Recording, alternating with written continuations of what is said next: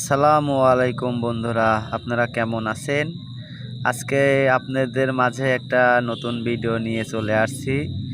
আপনারা অনেকেই চিন্তা করেন কিভাবে জেমিনি দিয়ে আমরা ভিডিও জেনারেট করি। তো সেই টপিক নিয়ে আজকের ভিডিওটা। আপনারা সবাই পাশে থাকবেন, ভিডিওটা কন্টিনিউ করবেন।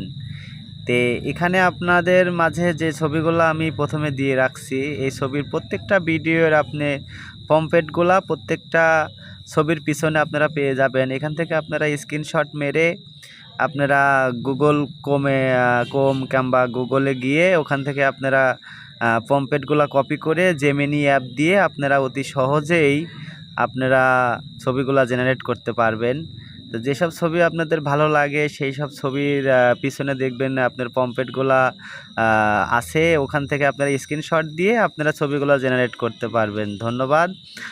আর ভিডিওটা আপনারা কন্টিনিউ করেন, আর ভালো লাগলে পারে অবশ্যই লাইক কমেন্ট করে আপনারা পাশে থাকবেন।